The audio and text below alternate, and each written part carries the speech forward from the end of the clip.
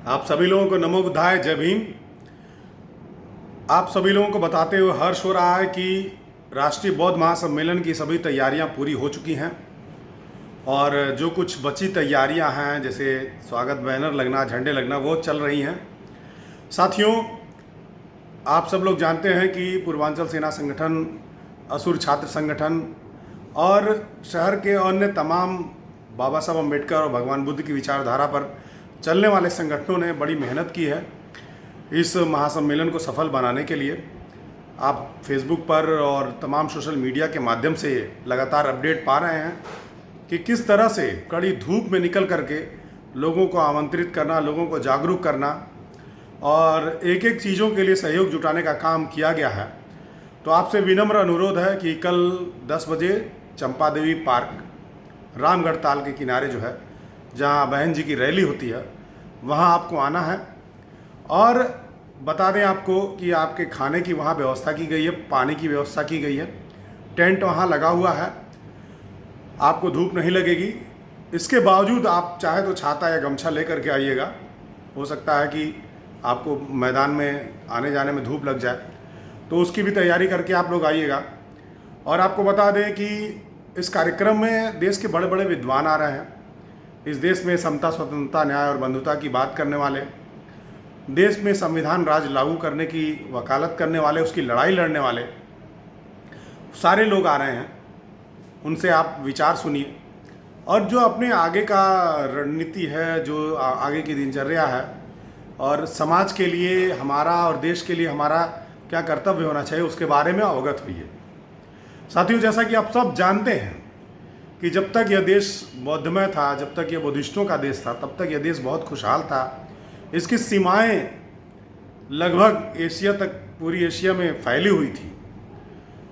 और जब जब भी यह बात आती है इस देश में गौरव की अनुभूति करने की या विद्वता की अनुभूति करने की, या जब अध्यात्म की बात होती है या दर्शन की बात होती है, तो हम हमेशा यही कहते हैं कि हम बुद्ध के देश से हैं। इसे स्वीकारने में किसी को असहजता नहीं होती है।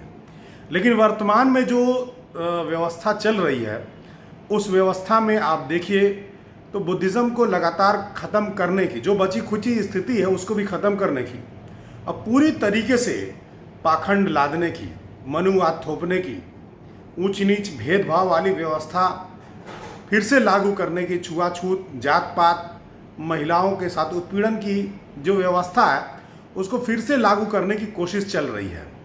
तो हमको, आपको ऐसे में जो हमारा कर्तव्य बनता है कि हम अपने महापुरुषों के दिखाए गए रास्ते पर, बाबा साहब अम्बेडकर, फूले पेरियार, साहू जी महाराज, माननीय काशीराम साहब के दिखाए गए रास्ते पर चल करके फिर से इस देश को दिशा देने की कोशिश करें, प्रयास करें। और इसी प्रयास का यह अंग है कि गोरखपुर में राष्ट्रीय बौद्ध महासम्मेलन का आयोजन किया जा रहा है। तो आपसे अनुरोध है कि बौद्धमय भारत के लिए, देश में पुनः समता, स्वतंत्रता, न्याय, बंधुत्व की बयार बहाने के लिए, देश में संविधान राज लागू करने के लिए आयोजित हो रहे इस राष्ट्रीय बौद्ध सम्मेलन में आप जरूर शिरकत करें। पूरे परिवार के साथ आइए और देश में जो कुछ भी डिसबैलेंस हो रहा है, जो सांप्रदायिकता फैल रही है, जो शोषित वंचित तबके के खिलाफ जो क्रूरता बढ़ती जा रही है, छुआछूत, जात पात, भेदभाव, महिलाओं के साथ उत्पीड़न, ये फिर से लागू करने की जो कोशिश हो रही है, उसको जवाब देने की कोशिश करें। तो पुनः आप सभी लोगों ने हम लोगों का मेहनत देखा होगा कि कितनी मेहनत से लग करके इस कार्यक्रम के लिए हम लोगों ने काम किया है।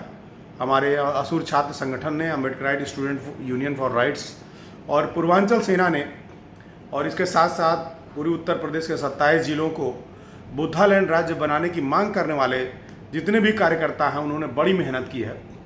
और इस मेहनत को आप लोगों का सम्मान जरूर मिलना चाहिए।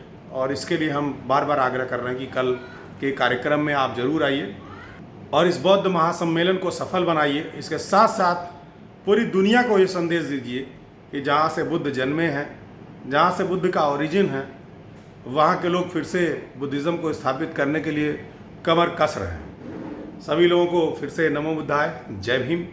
लोकतंत्र जिंदाबाद, संविधान जिंदाबाद।